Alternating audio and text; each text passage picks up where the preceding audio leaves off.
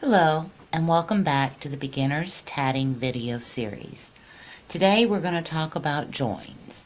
There are several different joins that you can use in tatting.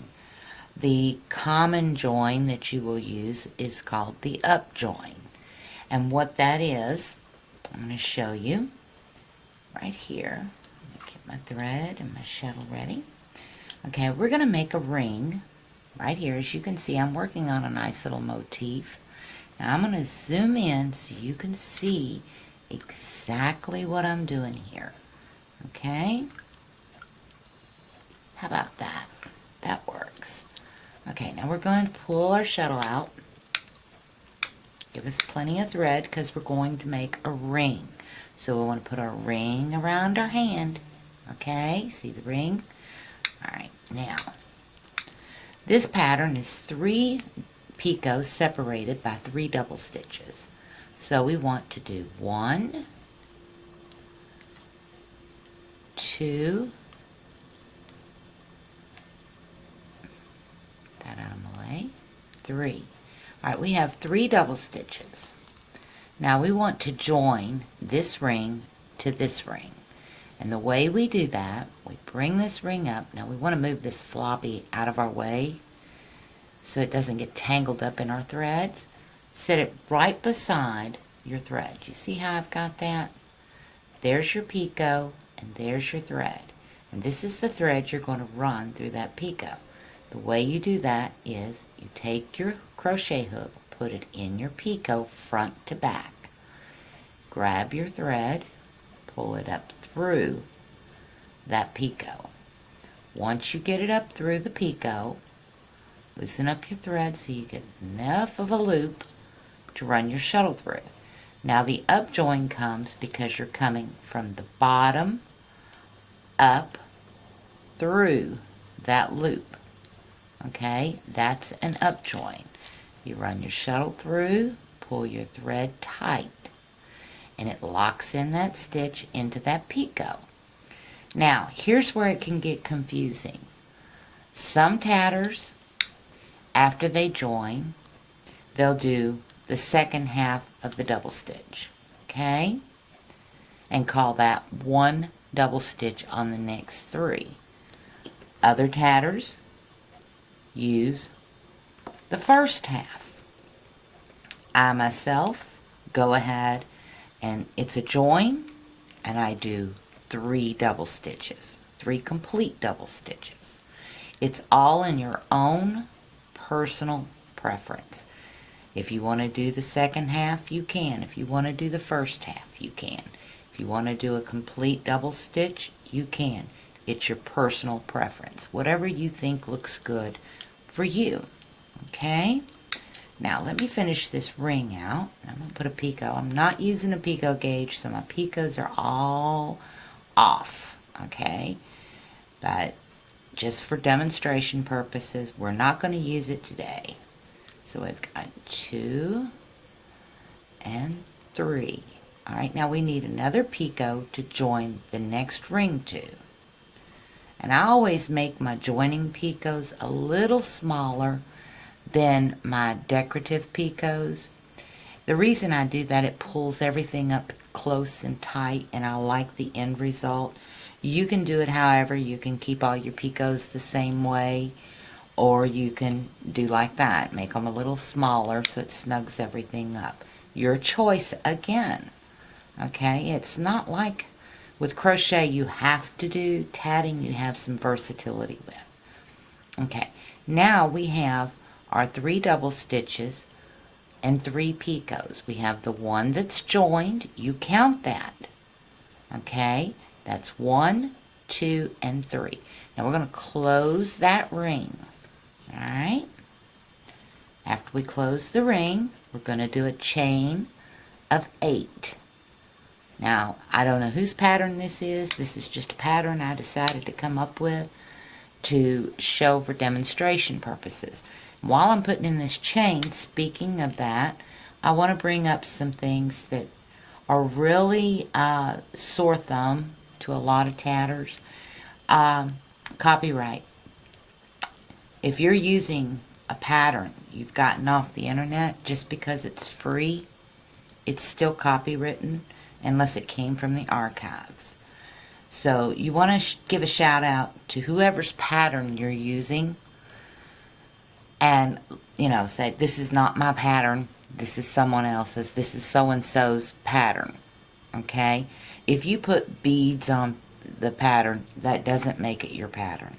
Just because you tatted a pattern that you got off the internet does not make it your pattern. What makes it your pattern is you designed it yourself. The people that design these patterns for us to enjoy and give away for free devote a lot of time and effort into creating those patterns. So please remember to give them a shout out. And if it's something you just thought up, say, I want to do this and this is the end result I want. When you put it out there, make sure you make a little notation that says, I put this together. If it looks like someone's pattern, I'm sorry, but please let me know. But don't take someone else's hard work for your own, because designing is not an easy job. It takes a lot of time and a lot of effort. So remember to give shout outs to whoever's pattern you're using, whether you're selling it or giving it away. Make sure you let the people know whose pattern it is. Alright, getting back to it, we've got 3 double stitches. We want 8. So go 4, 5, 6, 7, 8. Okay, now we want that chain to pop in there. Now this next ring that we're going to make is going to join this picot and this picot with one in the middle. So we want to come up. This is where our folded join and a down join comes into play. Okay, so move this little flappy out of our way so we can see what we're doing here. Alright, we want 3 double stitches.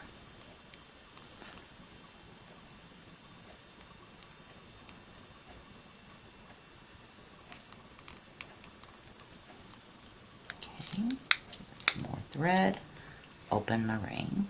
Now I'm going to join with a regular up join to this picot.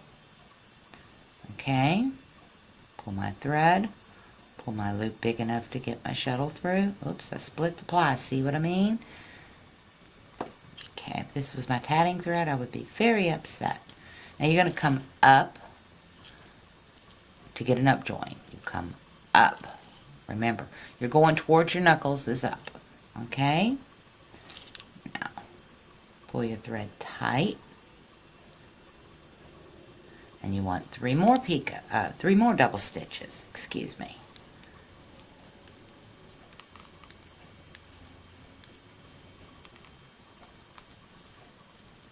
Okay, now we're going to put our center picot in. Some more thread here.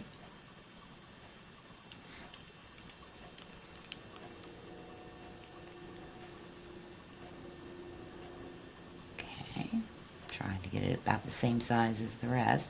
Now we're going to do 3 more double stitches.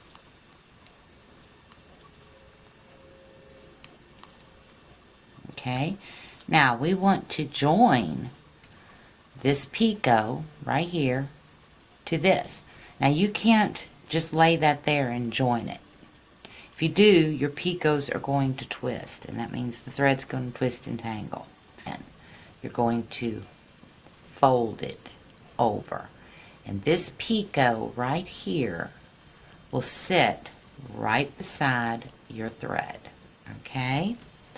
Now, you're going to take your crochet hook, and instead of going down through the picot, you're going to come up. Okay?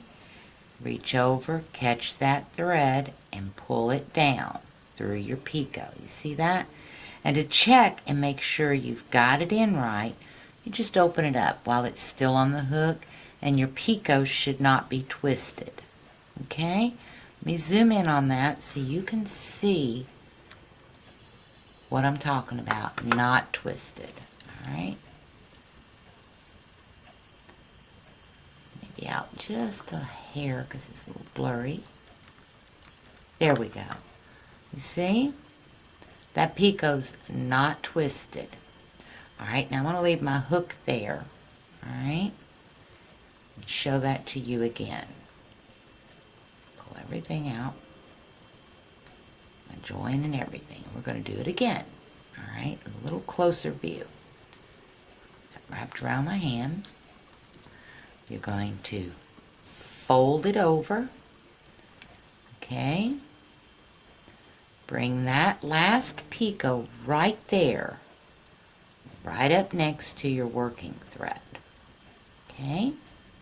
You're going to come up from the bottom of the picot,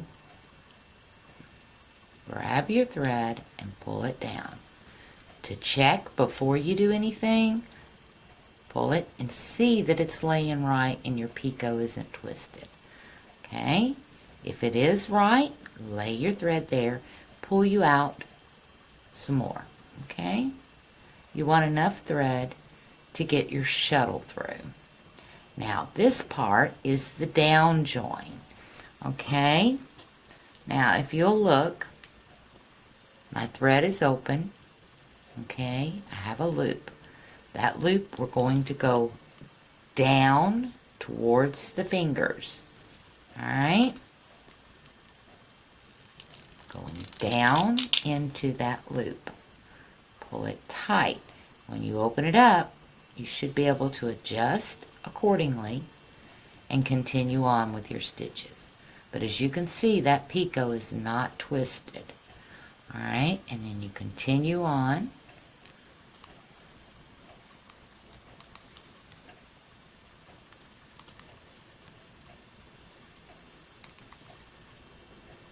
Okay, and then you close your ring. Everything lined up and set up and close that ring. And now you're ready to finish your motif out with your last chain. Okay, and you can see that picot is not twisted. It looks just like the picot on the other side. See?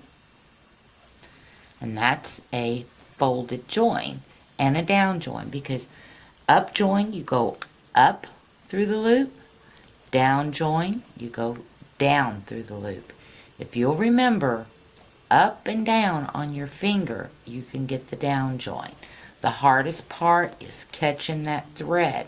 You go up, lay it over, twist and pull back. Okay? Now you've learned how to do the down join and you've learned how to do the up join. The next one is called a lock join. Now, a lock join is used for several reasons. You can use it to change direction, like your thread's going one way and you want it to go this way. Okay? You can also use it to lock in your stitches, because a lock join is exactly as the name suggests. It locks in your stitches. Everything before the lock join is locked. Everything after the lock join is not locked. So, here we go. We're going to show you. As you can see here, I have started this little pattern, and it's 3 picot 3, and we have 8 double stitches on the chain. Okay, let me zoom in. Oh, went the wrong way. Blonde moment, I guess. Okay, as you can see, we have our 3 picots, and we've got some rings, and we've got our 8 double stitches for our chain. Well, what we want to do, we're going to add some more double stitches on that chain, and we're going to bring that chain up and connect it to the picot on the ring and lock it in and change direction. So you can see how that is done. Alright, so we've got 8 double stitches on our chain. Okay, now let's put let's say 4 more, or 6 more. Let's do 6 more. Okay, so we're going to go 1, 2, 3, 4, 5, 6. Okay, now we've got a pretty decent sized chain here. And we want to join this chain. Say we want to join it to the center picot right here. Okay? But we want to lock in this chain. We don't want it to shift because we want it to keep that arch, right? Now mind you, my stitches are not even. I'm working around a camera. So I usually am better than this. Alright? What I do to make the lock join easier, and you might find it easier, a lot of people don't tell you this, I take that thread and just wrap it around that finger there. Keep this tight. This thread here, I want it tight because I am going to do a lock join using the shuttle thread. This thread here goes to my shuttle. Let me show you. Zoom out some so you can see. You see? That thread goes to my shuttle. Alright? What I'm doing is taking that shuttle thread over that second finger and wrapping it around that finger, just giving me a little bit of room here to work. Now, you can see how I've done it and what we're working with. This is also called a shuttle join. Alright? Now, with a shuttle join, you're going to go down in that picot. Grab that thread off your shuttle and you're going to pull it up. Okay? You're going to pull up enough to run your shuttle through the loop. Okay? You're going up. Okay? Now you want to pull the slack out, but not all the way, because you want to make sure your stitches and everything comes up together. So you grab that side of the thread that makes the chain move. Hold your chain and snug it. Just pull it a little tight and then take your shuttle and lock it down. Okay? Now, there, we have joined that and it's not going anywhere. It's locked in there. That's not going to slip, slide, rotate, or flip. Okay?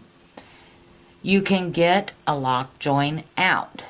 It's very, very tedious.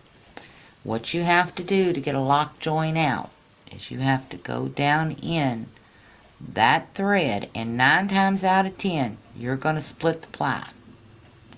Okay? You're going to pull that thread up right there till you can get a little loop. You want to work with it. Okay? Then come back in and grab that shuttle thread. Let me get a crochet hook. Okay. Grab your shuttle thread. This is the one time you need to use the hook on the crochet hook. Seriously. Once you get some thread, you're just working back and forth with those 2 threads to loosen it up. Pull that thread out. Okay? Can you see what I'm doing here? Okay, you want to pull that thread out. Sorry, I got off camera a little bit. This is very difficult. When you use the shuttle join, check and double check, because you really can mess up a piece if you're not very careful. Okay? You don't want all your hard work to go for naught. Okay, after you get it pulled out, then you can take your shuttle, run it through that loop, okay? And then the shuttle join's out. The lock joint is out. But as you can see, you can really do some serious damage to your thread. So always, always, always, always, always repeat. Check your stitches. Make sure everything's tight. Make sure everything's snug up to where you're joining before you close your lock join. Now I'm going to show you that lock join again. We're going, if I can get a crochet hook, I keep grabbing my needle. Okay, we're going to go down through that picot, grab that thread and pull it up. Once you pull it up, you loosen up the tension on that thread so you can get enough thread up to run your shuttle through. As you can see, we're only working with the shuttle thread. This ball thread's not even being touched right now. Okay? Now, we want to run our shuttle up through that loop.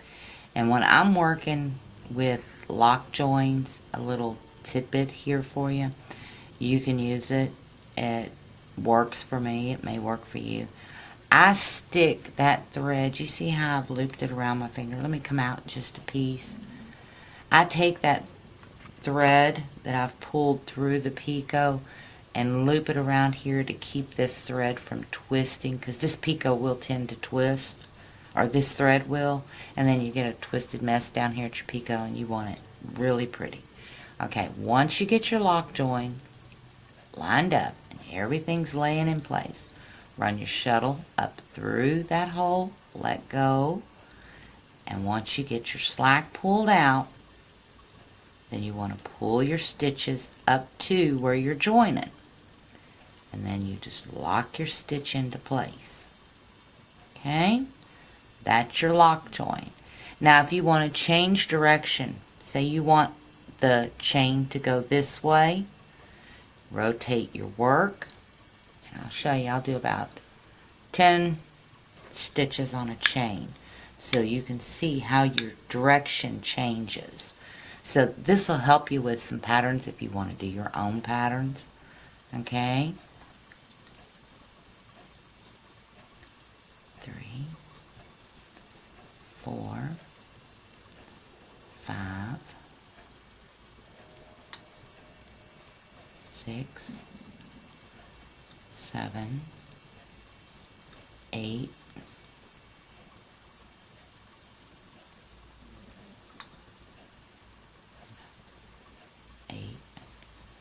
9, 10. Okay. Now watch, when I pull that, as you can see, I've changed directions with that thread. It's curving back into my work. So that's one good thing for a lock join. It makes it easy to change direction when you're making a chain. Sorry, my stitches are a little bit off. I was sitting here and just not even paying attention to what I was doing, and that could happen to you. So, but as you can see, you've learned how to do a lock join. You have learned how to do a folded join, an up join, and a down join. Okay? Now, that's it for today's lesson. I hope this has taught you something. The folded join takes practice, but use that little technique. Leave the crochet hook in it and open it up enough to make sure your picot isn't twisted. For beginners, the hardest thing to learn is the joins after the flip. So these joins can be used in both needle tatting and shuttle tatting. So that's why I'm not going to show it on the needle. With the needle, all you tend to do with the needle, instead of using a crochet hook, you use the end of your needle and do your pulling. That's the only difference. You use the right end.